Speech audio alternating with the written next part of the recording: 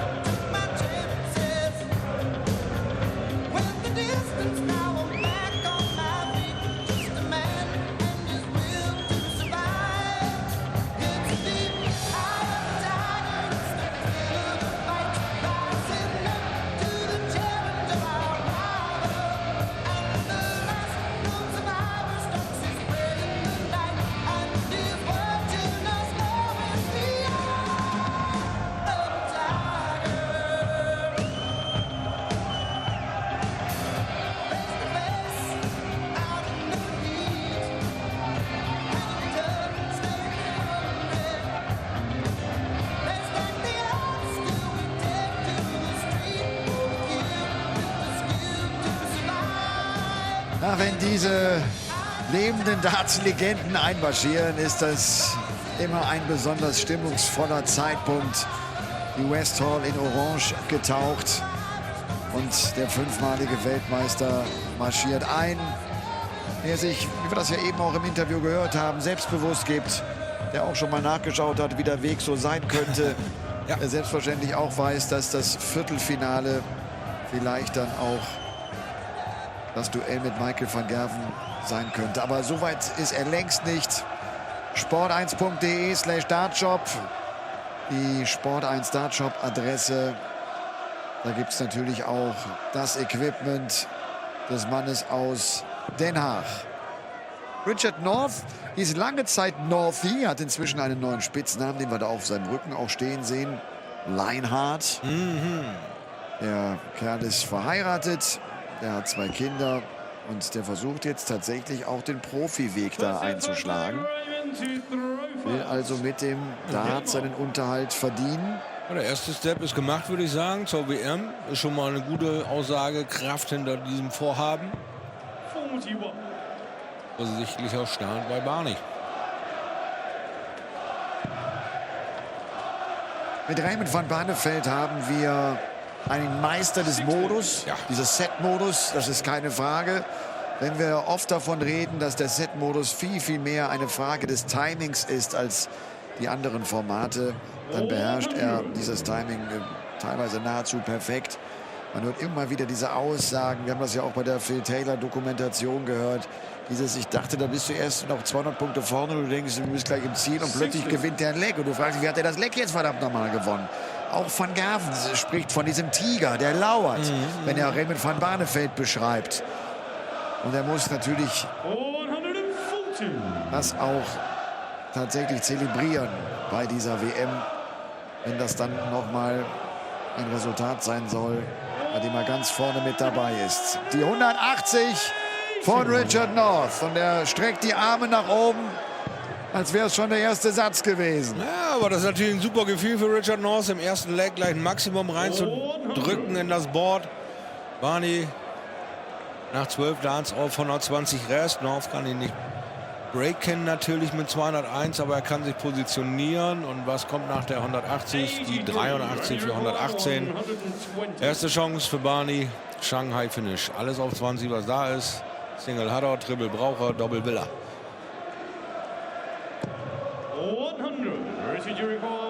Break Chance North. Ja, 118 Punkte. Ein Finish, ein Triple wollte ich sagen. Es ist ein Finish, mit der 5 wird schwierig. Das sind 113, 93 jetzt Rest. Da fällt ihm auch noch der Dart aus der Hand. Das war mal wirklich eine missglückte Aufnahme von North. Doppel 10 für das 1:0 von Raymond. Jawohl. Und aus dem Süden Englands Richard North. The Mouth of the South. 96. Da haben wir da oben Lionheart gegen den Tiger. Sehen, wer da geschmeidiger in die zweite Runde eintritt.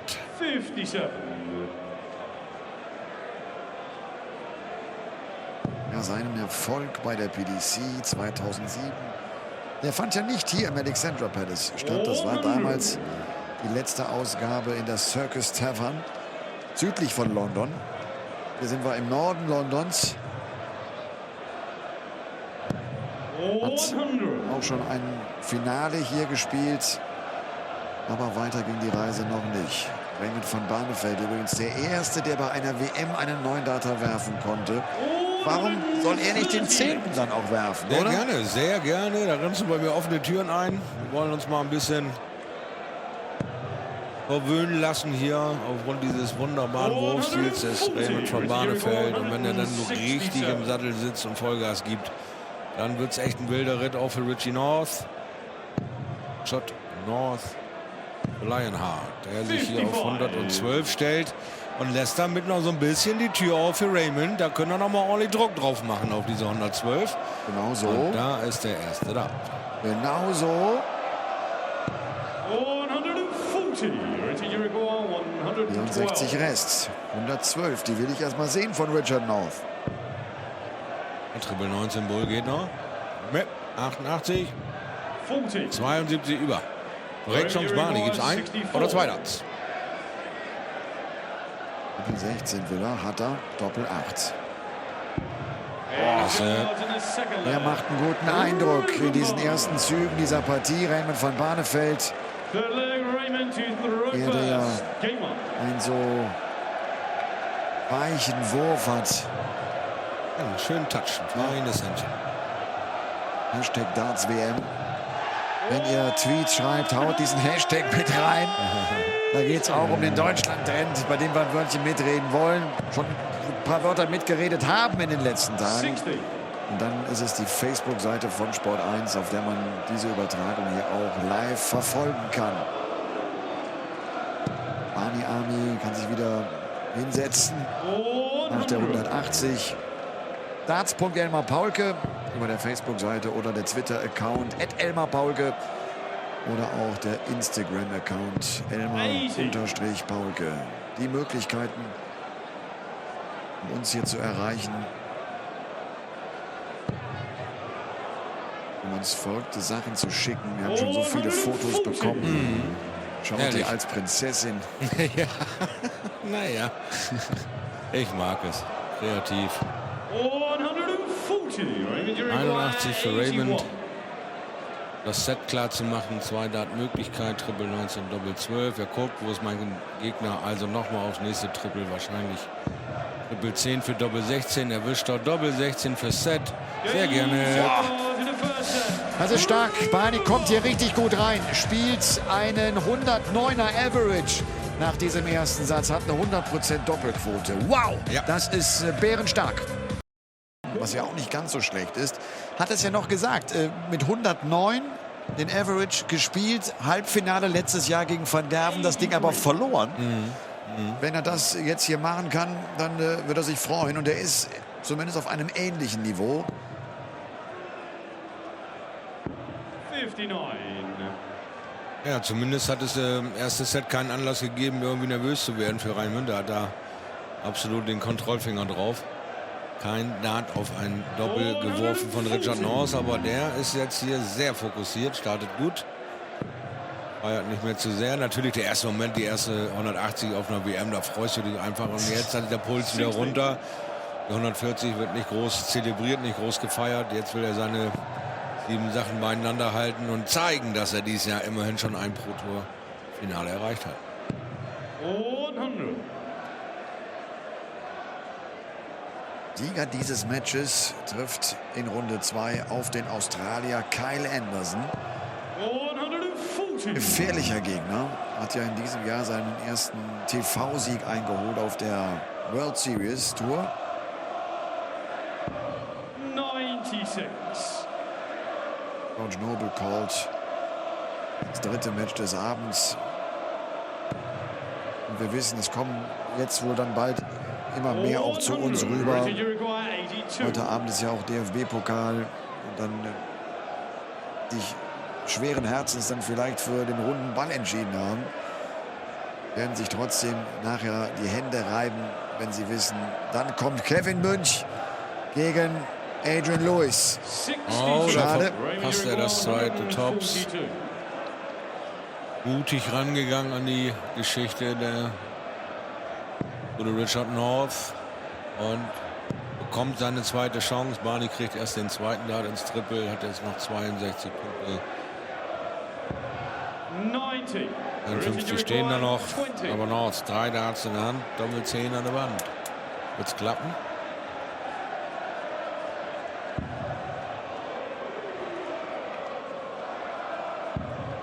Ja. Wichtiges Leck für Richard North, der natürlich aufpassen muss, dass er nicht überrollt wird von Van Barneveld, wenn wir da das Niveau aus Satz 1 sehen. Aber da hält jetzt schön dagegen. Jetzt kommen die Triple auch nicht mehr ganz so häufig bei Barney wie noch im ersten Durchgang.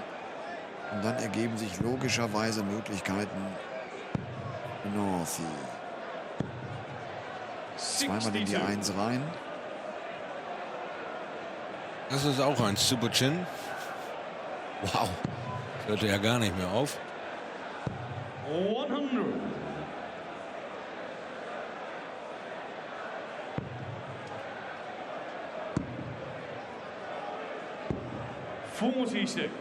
Ja, noch zu viel links und rechts Ausreißer. Ja.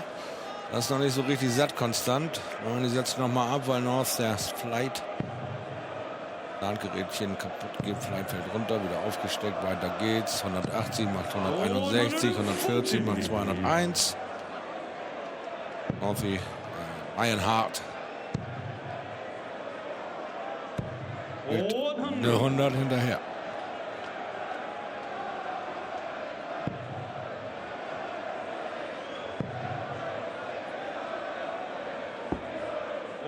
Ja, stark hier von Raymond. 71 Rest.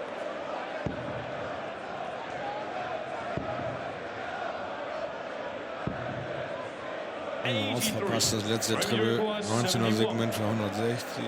Also keine Gefahr für Barney. Doppel 16.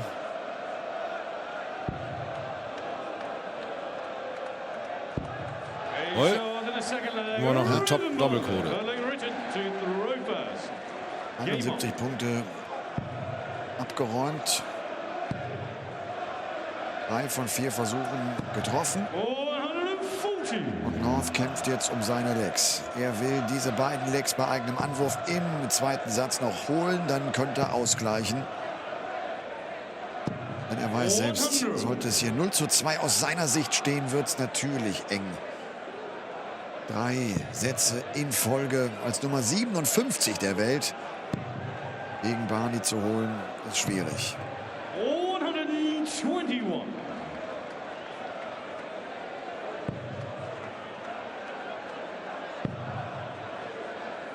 Raymond van Barneveld hat bei dieser Weltmeisterschaft, wir haben das schon gesagt, deshalb Druck, weil er Punkte verteidigen muss. Er hat natürlich auch ganz fest im Visier die Premier League. Er will Premier League spielen. Ja, na klar, von seinem Selbstverständnis braucht er dafür eine Wildcard seitens der PDC oder auch von Sky Sports England, die ja auch eine Wildcard verteilen dürfen. Ja. Könnte auch sein, dass die sagen, komm, wir nehmen uns so eine Legende mit da rein. Die Leute sehen ihn so gerne. Er hat so viele Fans in jedem Winkel. Und dieser Premier League Spieltag, auch in diesem Jahr in Rotterdam, Ahoy Arena, da sagt Barney auch heute noch, das war der bewegendste Moment in meiner Karriere. 10.000 Fans, die Veranstaltung war in 4 Minuten oder was ausverkauft. 10.000 Fans in Orange gekleidet, singen die Barney Army. Er sagt, wenn ich davon erzähle, kriege ich noch Gänsehaut. Schöner Konter und eine schöne Geschichte auch von Barney. Setzt den Richard North hier jetzt mal richtig unter Druck. Leinhardt muss jetzt kommen. 2 Dart-Finish möglich. Triple 20, Doppel 20. Jetzt Tops. Haben wir ihn eben schon. Nee, oder? Doch, er versucht es wieder. Ja. War eben die 180.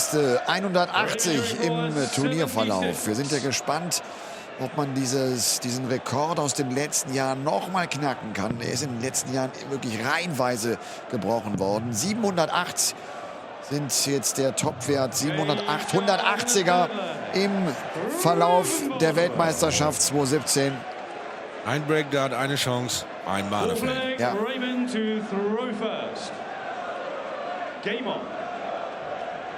Wenn man nochmal zurückschaut, 2010 waren es übrigens noch über 200 180er weniger als im vergangenen Jahr, 504. Dann hat man im Jahr 2014 die 600 geknackt, 2015 625 180er, 2016 654 und jetzt halt 708. Und das spiegelt einfach auch den Standard wider. Auch diesbezüglich, was das Scoring betrifft, werden die Jungs immer besser. Und das ist gar nicht so einfach für einen, bei dem es vor 20 Jahren schon so richtig losging, auch sich da immer wieder anzupassen, immer wieder verbessern müssen. Das haben einige nicht geschafft. Wir hatten das gestern schon thematisiert mit einem Kevin Painter, mit einem Andy Hamilton. Genau. Die sind letztlich stehen geblieben und tun sich dadurch unheimlich schwer, noch Fuß zu fassen. 120. 140. Das Maximum hier von North lässt sich hier nicht beirren. Das mein Anwurf-Leck bedeutet in seiner Sprache, das ist Mindset. Lionheart hier spricht der Tiger. Er winkt ab wegen der 76 Punkte, denn er hat kein Finish. 6 Starts Zeit, also für Barney. 101 stehen noch da, 84 Rest, keine Eile. Barney wirkt auf mich sehr ruhig, also positiv gemeint, sehr selbstbewusst und strahlt genau das aus, was man sich von ihm eigentlich immer wünscht. Ne? Diese Selbstverständlichkeit. Ich bin hier, das ist mein Spiel. Schön, dass du mitgemacht hast. Wir sehen uns dann unten. Tops für Barney. Klappt es? So easy wie eben? Nee. So easy wie eben nicht. Da war Northeast 180 vielleicht richtig Geld wert. Doppel 4 für den Lionheart. Und jetzt muss er ran. Hat jetzt seine vierte Chance, vierte, fünfte, sechste Chance auf ein Doppel. 3 Versuche, ein Treffer bislang, ein Leck. Oh, Doppel 2. Oh, das ist natürlich dann auch das, wovon wir immer waren. Du hast nicht wie viele Chancen, du hast nur diese 1, 2, 3 Chancen. Er weiß es auch, ärgert sich ganz bisschen nochmal. Ja, das war eine Monsterchance. Es war. Und das sind genau die Momente, von denen North vielleicht auch nach der Partie sagen wird, Mann, ich hatte meine paar Chancen und die habe ich ausgelassen. 2-0 Führung in den Sätzen für Barney. Fällt, dass Peter Wright vielleicht hier nicht spielen würde können, weil er mit Gallenstein Probleme hatte, war im Krankenhaus, aber da ist alles in Ordnung. Er hat traditionell seine Christmas Party zu Hause gefeiert. Ihr wisst das noch wahrscheinlich vom vergangenen Jahr, Road to Ellipelli, da war der Baum schon groß. Er ist jetzt ja umgezogen, hat eine noch größere Scheune. Die wohnen ja da wirklich in der Pampa auf dem Land und genießen die Ruhe. Auch gerade im Kontrast zu diesem irren Darts-Zirkus. Und ich habe ein Foto jetzt auch noch, ich habe es auch noch auf Twitter nochmal retweetet, dass du ahnst, was das für ein Monstrum ist, dieser Baum. Der ist mit Sicherheit wieder 7, 8, 9 Meter hoch. Ja, der hat seine eigene Postleitzahl, habe ich gehört, da unten in der Ecke, der Baum. Also grandios, was er da immer wieder auf die Beine stellt. Leute lieben es, seine Partys zu besuchen, weil das komplette Bild ist voll mit Menschen. Das ist so richtig, finde Waldo, finde Peter Wright auf diesem Bild.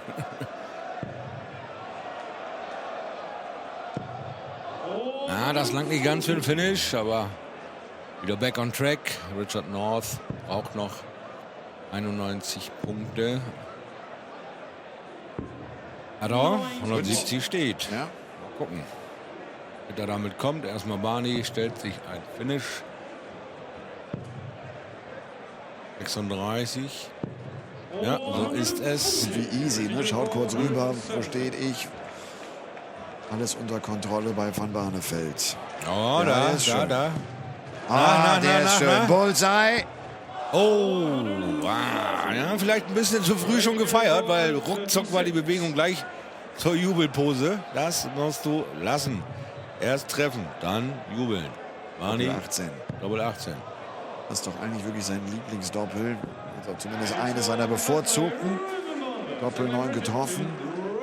1-0 Führung, 2 Lecks entfernt vom Zweitrundenmatch mit Kyle Anderson, mit dem Original.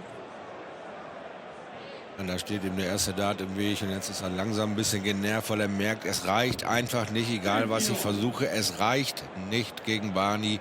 Eine 14% Doppelquote ist das, was ja unter anderem auch noch ein bisschen schmerzt in seinem Spiel. Ein Treffer, einen einzigen Treffer aus 7 Versuchen. Und 180, Nummer 3, reiht sich ein im Hause Barneveld. Ja, jetzt ist er so ein bisschen zu sehr auf Krawall aus. Triple 20, Single 20 aufregen, Triple 20 hinterherjagen. Kann irgendwann da hinten losgehen. Für Lionheart.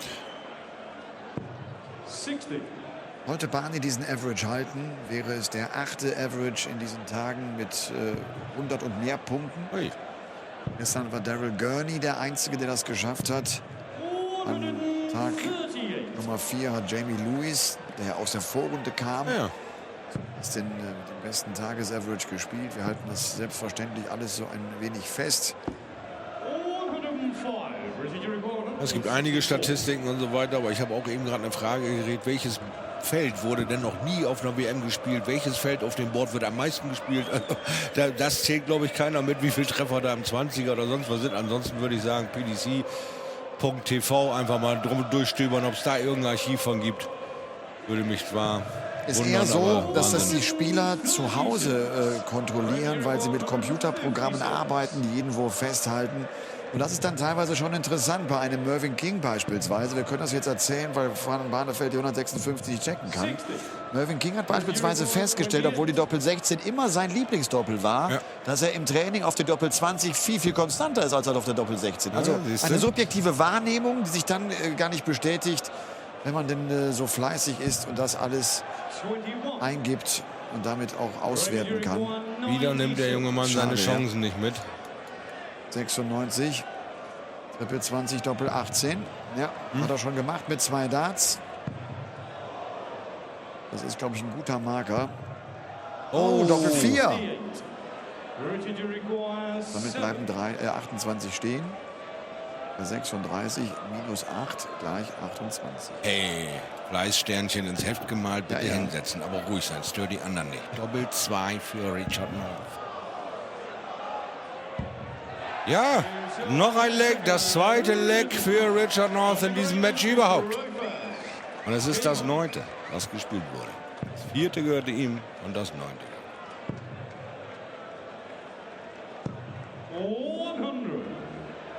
Ja, das WM-Starterpaket, das ist die perfekte Lösung sozusagen für die Beginner, die denken, wo kann ich Equipment kaufen? Ich bin Anfänger, ich möchte es einfach mal versuchen, auch nicht zu viel Geld ausgeben. Es ist aber ohnehin auch alles gar nicht so teuer, wenn man nicht unbedingt die Legacy Darts von Taylor haben möchte. Mit 154 €, glaube ich, kosten die. Das ist diese limitierte Auflage. Ansonsten sind die Darts, klar, von den großen Namen, von Van Barneveld und von Taylor ein bisschen teurer. Ganz normal. Kosten knapp über 100 €. Aber es gibt auch Darts für 30, 40 € oder 50 €. Und es gibt ein Board für zwischen 25 und 40 €. Und dann bist du ja schon dabei und kannst loslegen. Du kannst Feste feiern und Darts-Turniere veranstalten und lustige Abende haben.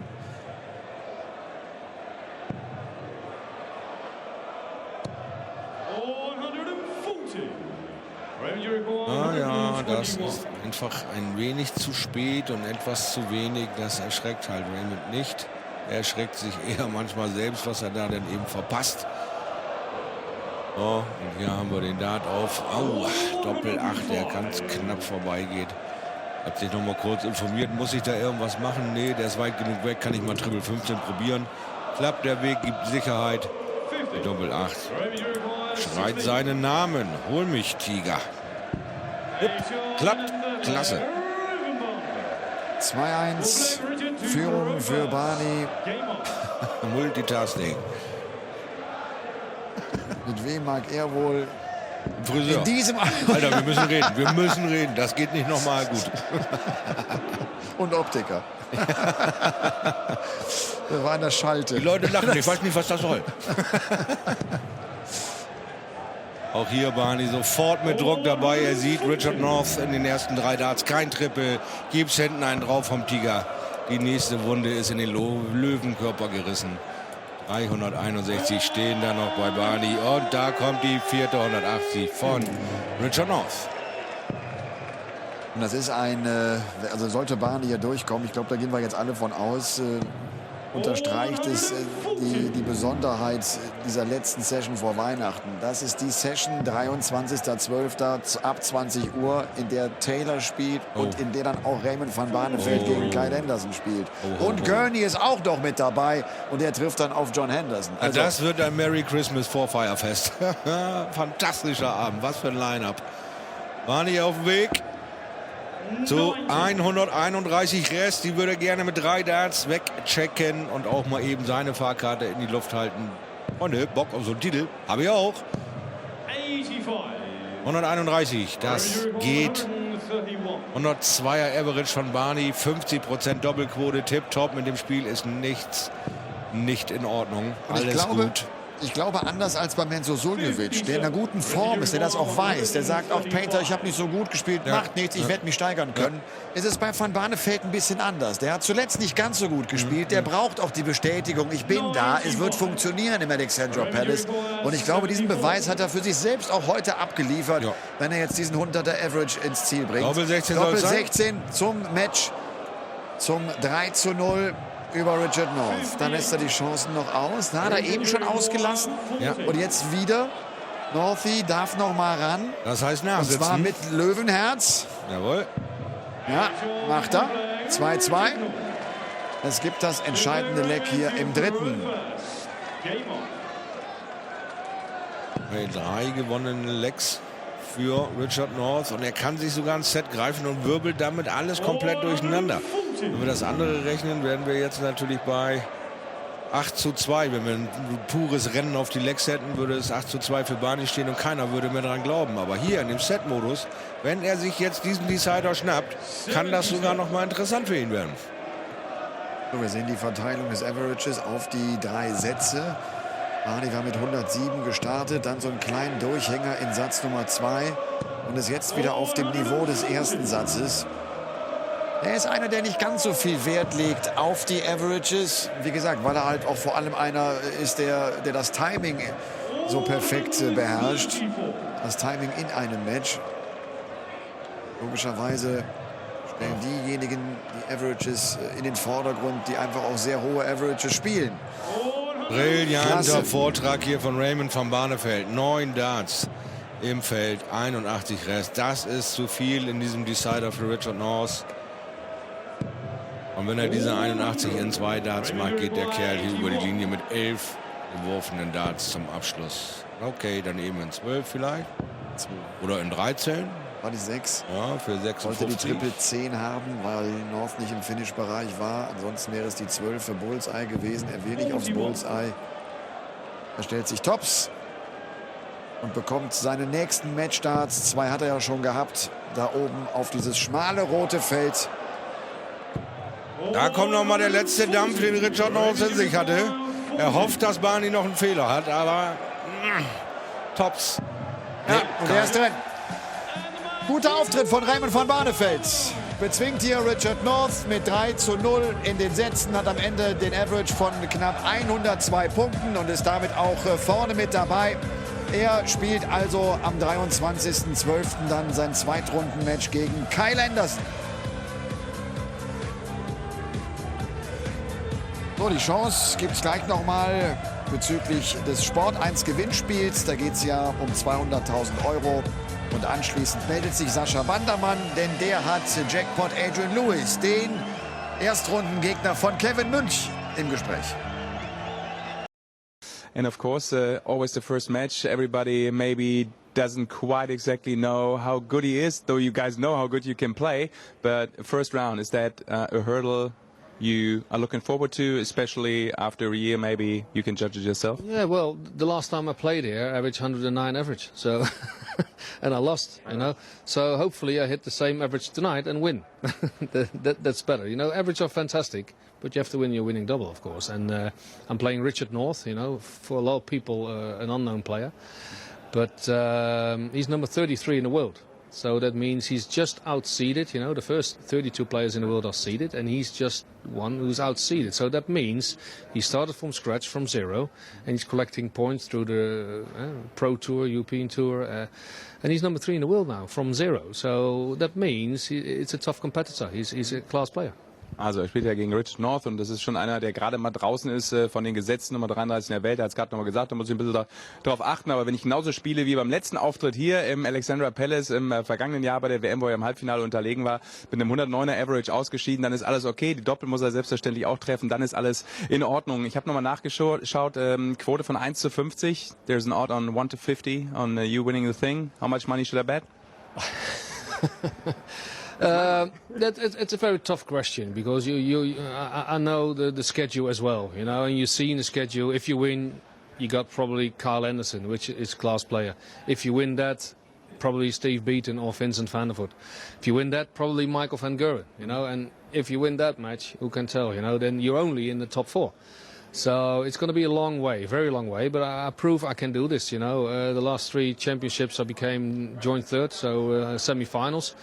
And hopefully I can go all the way. So it's a big dream to lift this trophy. You know, I got 5 stars. This still plays for a 6th one. So and hopefully this year. But you have to play well. The standard nowadays is incredible good. Ja. Also es ist ein unglaublicher Standard, was alles insgesamt auf der Tour gespielt wird. Er hat die Sterne nochmal angesprochen, 5 Weltmeistertitel, selbstverständlich. Er würde diese Trophäe gerne dann 2018 auch nochmal in die Luft stemmen, hat nochmal vorausgeblickt, wer da alles kommen könnte in der Draw. Natürlich sind das alles gute Jungs, aber klar, das große Ziel ist es, vielleicht dieses Turnier nochmal zu gewinnen. Inwieweit kann es ein Vorteil für ihn auch sein, dass alle selbstverständlich vor allem hier rund um dieses Turnier von Phil Taylor reden?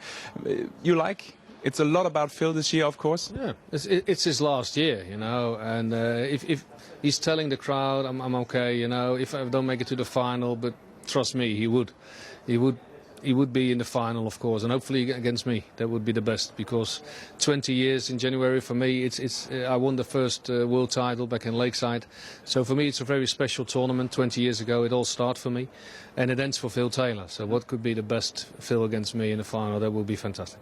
Also jetzt nochmal kurz angesprochen, auch die Historie der beiden, selbstverständlich. Na klar, will der das Ding auch nochmal gewinnen, auch wenn er da sehr defensiv oft sagt, naja, wenn ich rausgehe, ist das alles nicht so schlimm. Es ist sein letztes Turnier. Vor 20 Jahren hat es für ihn angefangen als Weltmeister. Und selbstverständlich erinnern sich alle deutschen Fans immer an dieses legendäre Finale 2007 zwischen Raymond von Barneveld und Phil Taylor. Warum nicht in diesem Jahr? Er wird sich sehr drüber freuen im Turnier 2018. Ganz kurz abschließend natürlich noch, weil wir alle über den Abschied von Phil Taylor schon viel gesprochen haben. I mean, there has been a lot of talk about Phil retiring. You don't want to do that, because we saw the match last night of Paul Lim. That guy is 63. Come on, you got at least 13 years to go. Amazing, yeah. I'm 50 now this year, and he's 63. You know, and you still think, well, I'm going to play Paul Lim. Maybe Mark Webster just thinking of that, you know. But you see, it doesn't matter. You know, we all saw Dennis Priestley when he was 61 or 62. He still played amazing darts, and Paul Lim just beat a former world champion. Amazing, and I'm very happy for Paul, and he's tough to beat, you know. Gary Anderson's going to play him next, and I don't know, you know, Gary's always good, but you always have your chances, but you have to pick them. You have to take your doubles, you know. Otherwise, against players like Gary, Michael, and Phil, they shake your hands, and then you're off, and then you go back to Holland, and that's what you don't want. You want to win. Also ganz kurz auch nochmal der Respekt an Paul Lim, an die Legende, der gestern so unglaublich gespielt hat und sagt, na klar, warum nicht auch mit 63, das geht auch noch, und dementsprechend hat er ja noch ein paar Jahre vor sich, aber er hat auch nochmal die üblichen Verdächtigen genannt, die sicherlich hier bei diesem Turnier, weil sie eben herausragend spielen können, ein Wörtchen mitreden werden um den Titel, und vielleicht ist Raymond von Barneveld dabei. Thanks a lot for talking. We'll see you again in the studio. Bitteschön.